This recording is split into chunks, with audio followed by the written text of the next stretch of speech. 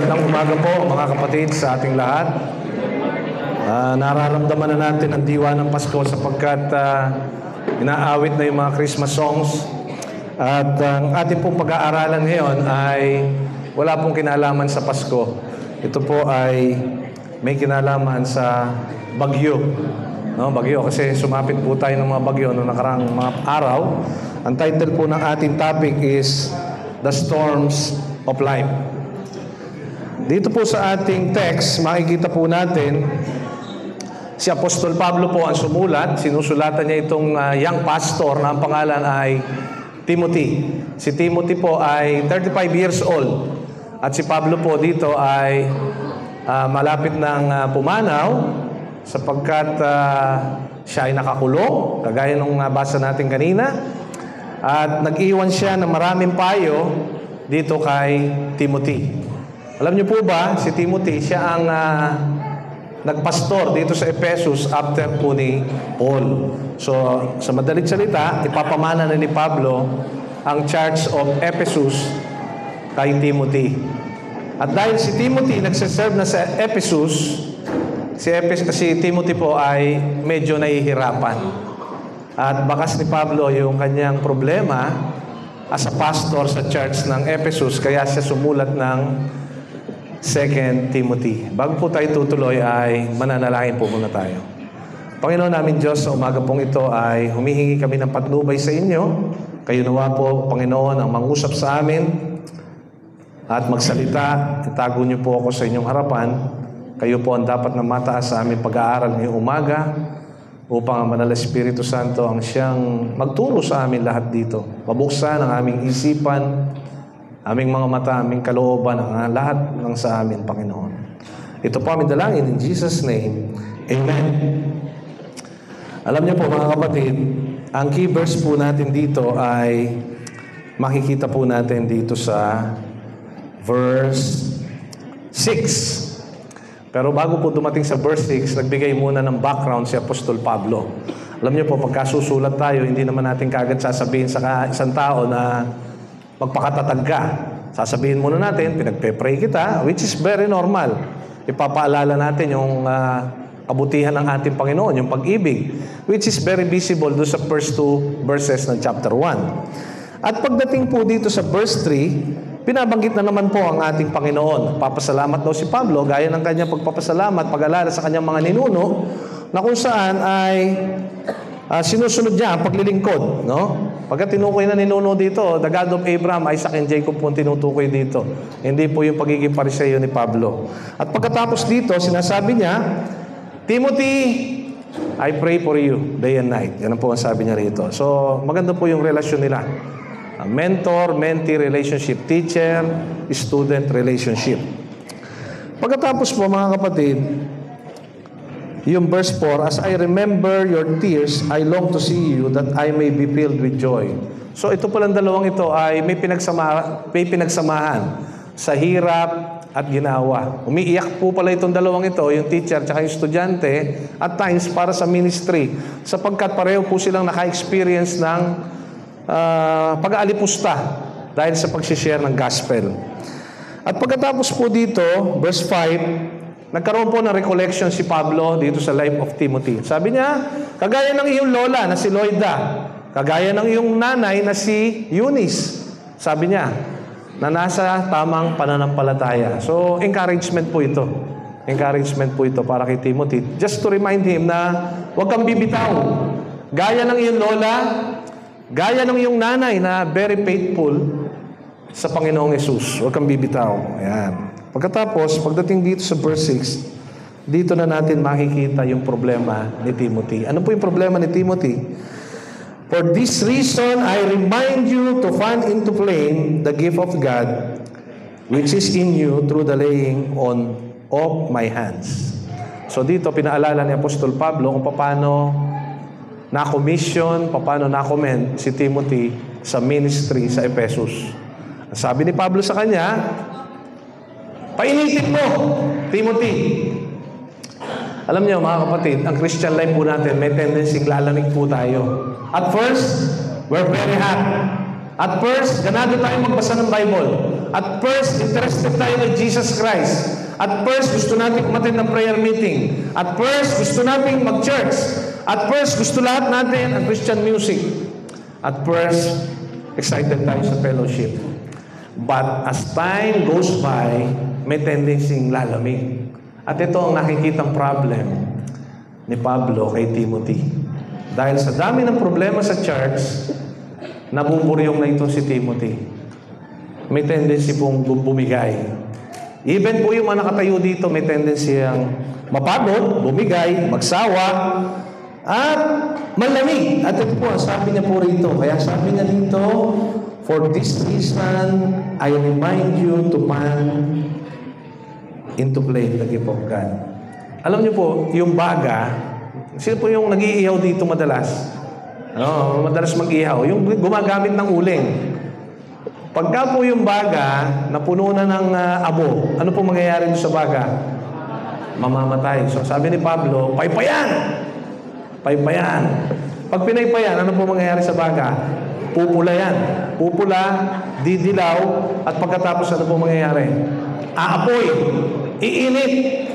So kung tayo po ay nakakaramdam na wala na tayong gana mag-church, wala na tayong ganang mag-pray, wala na tayong ganang magbasa ng Bible, wala na tayong ganang tumawag sa ating Panginoon, kumuha na tayo ng pamaypay.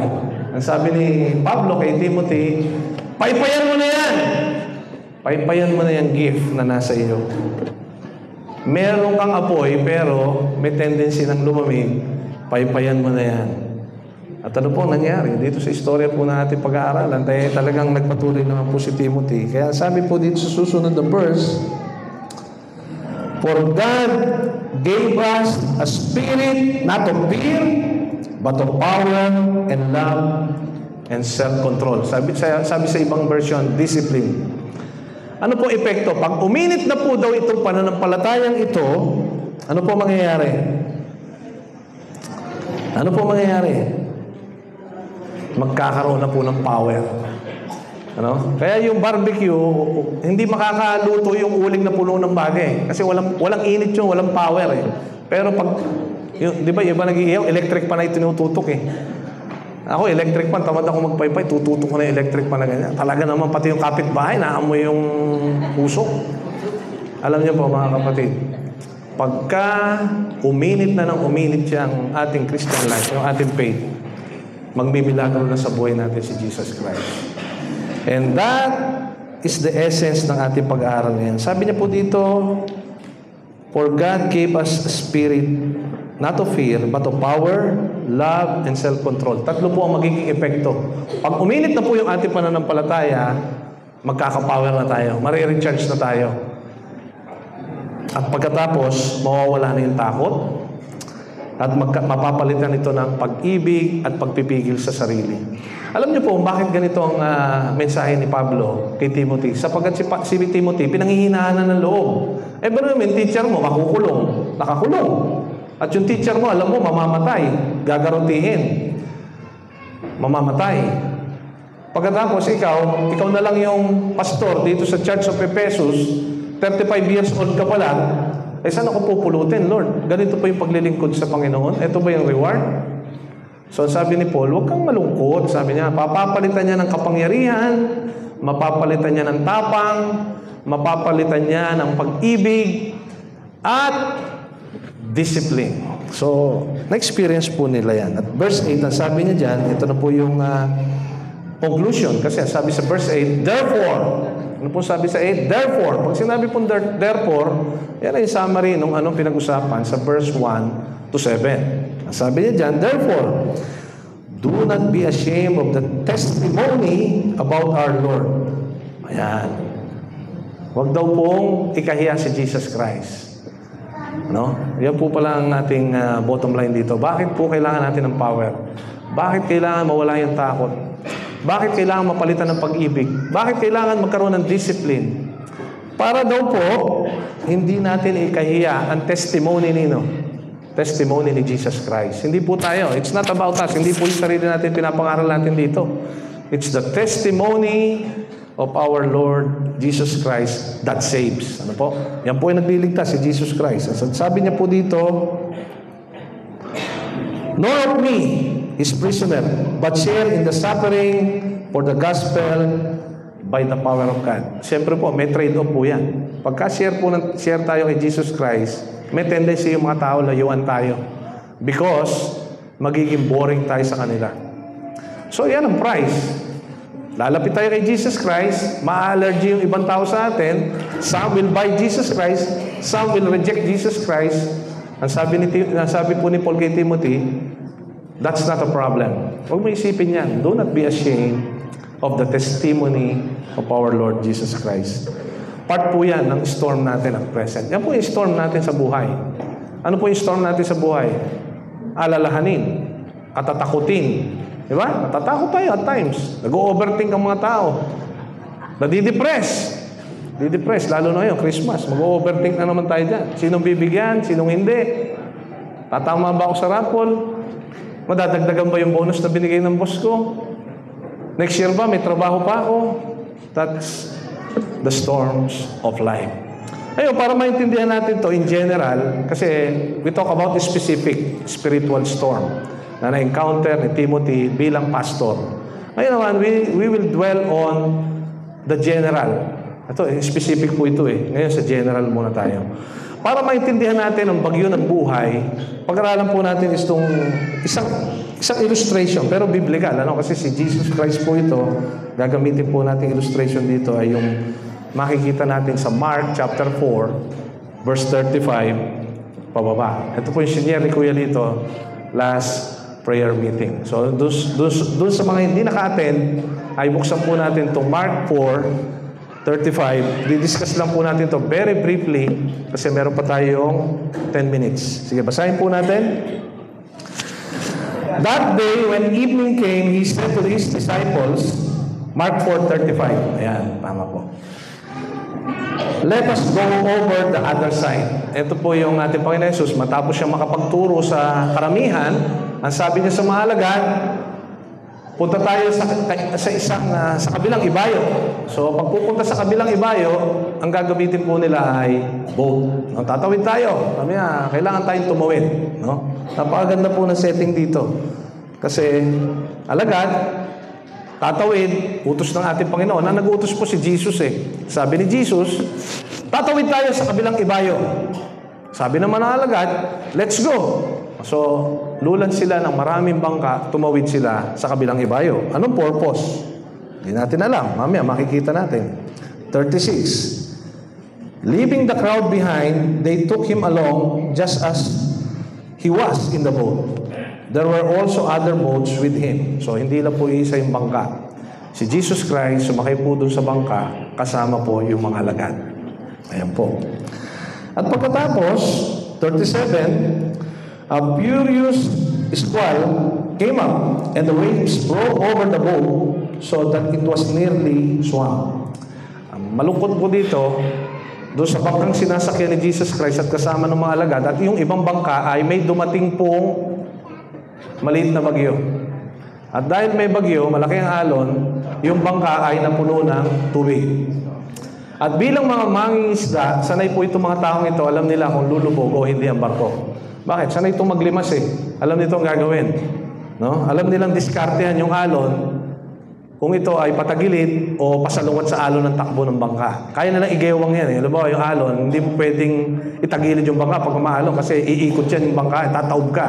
So, ang ginagawa nila, ini-slice nila yung alon. Ba, yung alon pa ganyan, i-slice lang nilang konti. Pagka gaganon, ang problema, gabi to eh. Hindi mo pwedeng mahirap mag-navigate sa gabi, lalo na madilim, may bagyo. So, itong mga alagad na mga expert fishermen, expert na mamamangka, naka-encounter ng storm. At ano po nangyari? Jesus was in the stern, sleeping on a cushion. The disciple woke him and said to him, Teacher, don't you care if we drown? Yan, sabi niya dyan. So, ang ating Panginoon Jesus naman, nasa bangka rin naman, prente-prente, natutulog. Ano? Nasa likuran. Ano po nangyari? Siyempre, gigisingin siya pagka may problema. Sabi ng mga alagad, the disciples woke him and said to him, Teacher, don't you care if we drown? Tapos verse 39, he got up, rebuked the wind, and said to the wave, quiet, be still. Then the wind died down, and it was completely calm. No? Ito yung storya. Sakay sa bangka, mahimbing ang tulog ni Jesus Christ. Ito maalagad, natakot sa lakas ng bagyo, mapupuno ang bangka, hindi na nila kaya limasin. Ang sabi nila, teacher, gising ka. No? Ginising po nila yung teacher. Sabi nila, ito yung exact word. Teacher, don't you care? No? Alam niyo po, yung salitang teacher, don't you care, ay kilala po nila si Jesus Christ. Si Jesus Christ po gumagawa to ng tinapay. Pag nagba-Bible study si Jesus Christ, nagpapakain to, nagmimilagro to. Si Jesus Christ, gumagawa ng tubig, kaya niya gawing alak. Si Jesus Christ, kaya niyang ikasay yung bulag. Yung bulag, kaya niyang makakita. Kaya niya magpalayas ng demonyo. Si Jesus Christ, okay, although dito sa pagkataong ito, hindi pa nangyari yung paglakad sa tubig. Marami siyang kayang gawin. Ang nakikita na lang nila dito ay yung mga naunang mga alagad. Yung mga himala sa mga alagad. Feeding the 5,000 at saka yung ibang mga miracles. Ngayon, ang tanong nila po sa kanya, Guro, wala bang anuman sa iyo ito nalulubog na itong ating barko? Di ba? Pagkatapos, ang ating Panginoon Jesus ay bumangon. Sabi niya sa bagyo ay tahimik. Tumigil ka. Walang kahirap-hirap, tumigil ang bagyo at nagkaroon ng kapayapaan. Pagkatapos dito, nagtanong siya sa kanila, why are you afraid? Do you still have no faith? Ito rin po yung mensahe kanina ni Paul kay Timothy. Sabi niya, we do not have the spirit of fear, but power, ano pa? And of love, ano pa? Ano po? Self-control. Yan po ang hinahanap even dito ng ating Panginoon Jesus. At ito rin ang message na ipinasa sa church era ni Apostle Paul sa atin. So ngayon, i-break down po natin itong mga storm dito sa ating pinag-aaralan. Anong unang bagyo? First, we have the circumstantial storm. Tunay na bagyo. Walang anunsyo ang Pag-asa. Wala naman sinabi ang Coast Guard na bawal maglayag. All of a sudden, kasama nila si Jesus Christ sa boat. At yung boat ay lulubog. Isa lang po ang ibig sabihin nito. Even nakasama po pala natin si Jesus Christ sa ating bangka, may tendency palang tamaan pa rin tayo ng bagyo. Sabi nga ng isang preacher ay, even if Jesus Christ is in your boat, ay uulan pa rin yan. It will still rain. At dito, nakita nga natin, hindi po pala, pag kasakay mo si Jesus Christ sa bangka, ay exempted ka na sa ulan. No?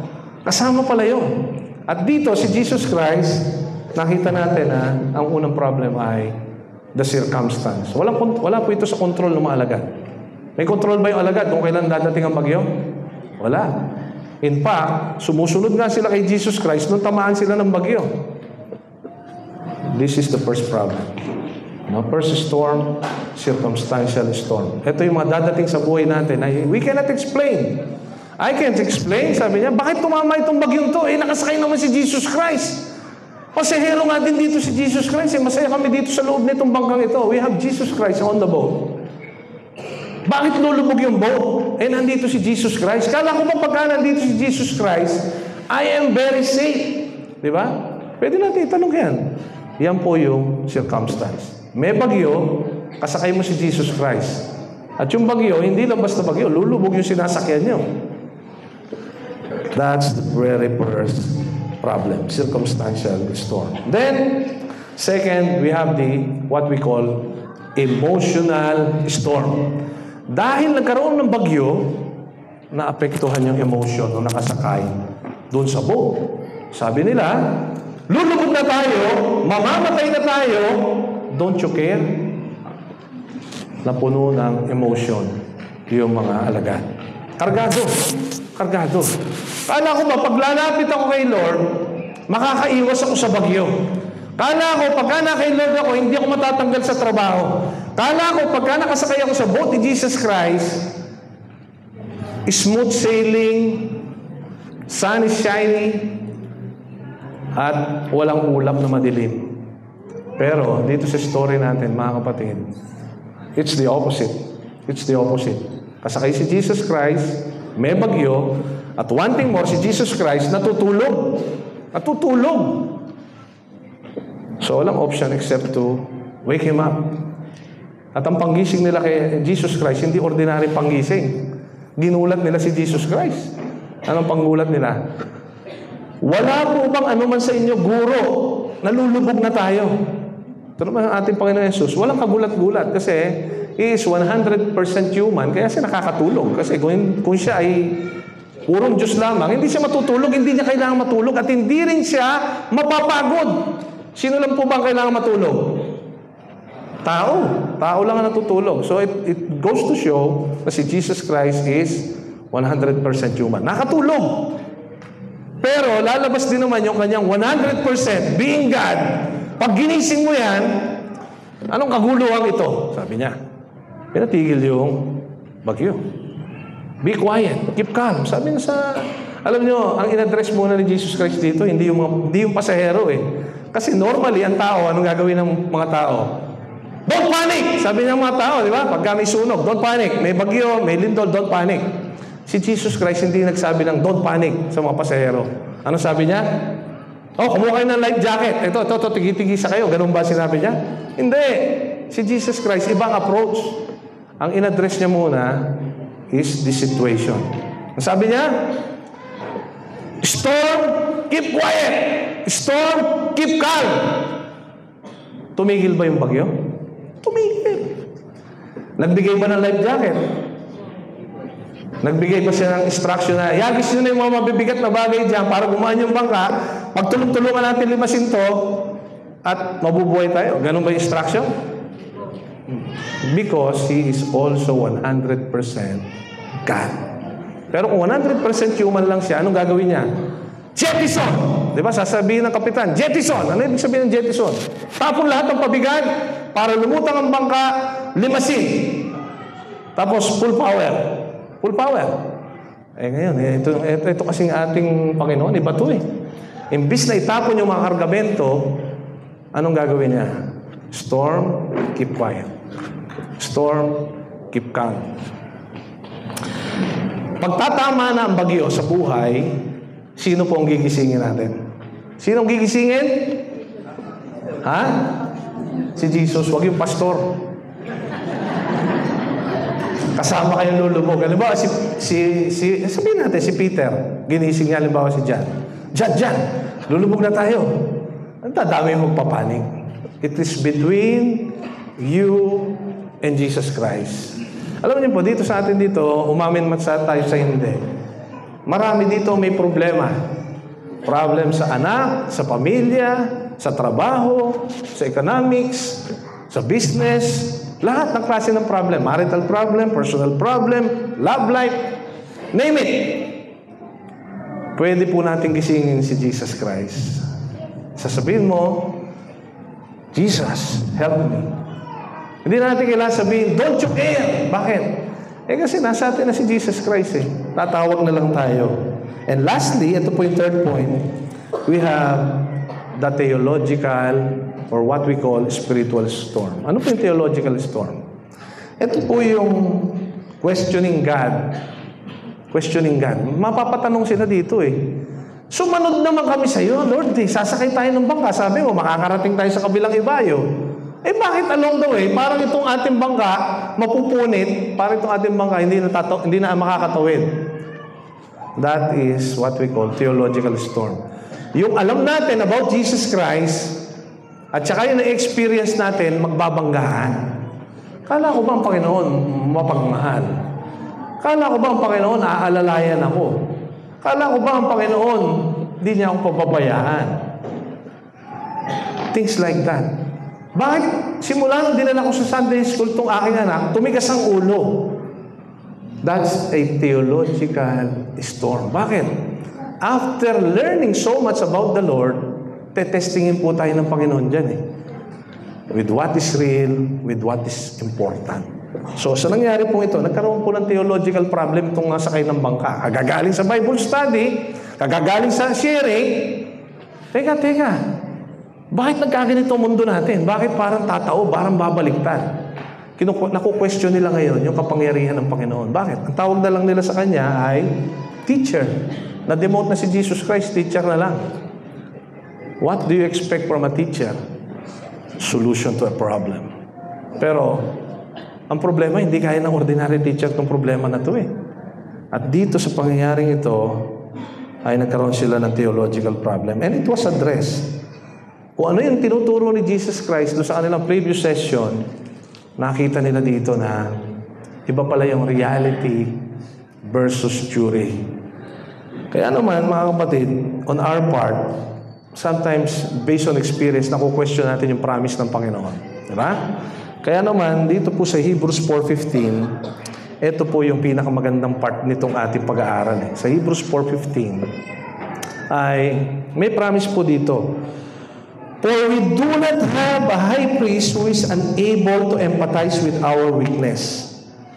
But we have one who has been tempted in every way, just as we are, yet he did not sin. He can feel and he can fix. Ayun, wala na po sa scripture yan, ha? He can feel, he can fix. Ano po ibig sabihin yan? Sino po dito yung nanganak na? Nanganak na. Yung nag-undergo ng cesarean or normal delivery. Kami malalaki, hindi kami makaka-relate sa inyo. Hindi pa kami nanganganak eh. Halimbawa, yung doktor na nagpapaanak, yung tawag po dyan OB. OB-GYN di ba? Yung OB na lalaki, hindi niya alam ang pakiramdam ng nanay na nanganganak, miski siya yung doktor. Pero yung babaeng doktor na OB, alam niya yung nararamdaman. Ganyan po si Jesus Christ. Ito po yung essence ng verse na yan. Naranasan ni Jesus Christ magkatawang tao, naranasan niyang maantok, naranasan niyang magutom, naranasan niyang matempt. Kaya ang sabi ng Scripture, He cannot only empathize, hindi lang siya makakasympathize lang sa atin, He can also fix the problem. That's the difference. May mga taong nakikisimpatya sa iyo. Oo, alam ko mabigat mga anak. Oo, alam ko mapil kita, mabigat yung pinagdadaan mo. Pero ang totoo nun, binubula ka lang, hindi ka naman niya naintindihan. Bakit lalaki ka? Paano malalaman nangalak ka? Nangalak ka ba? Pero si Jesus Christ, it's different. Nafe-feel niya tayo, and He can fix the problem. Kasi kung napipil niya, alam mo, napipil niya nga, di sympathetic lang siya. Pero kung yung isang aspect, hindi niya naman kayang i-fix yung problem. Useless din. Kailangan dalawa. He can empathize and He can fix us. So yun po ang mensahe sa atin sa umagang ito. Purihin po ang Panginoon. Pasalamatan natin siya because we have Jesus Christ in our boat. One who can empathize and one who can fix the problem. Purihin po ang Panginoon sa umagang.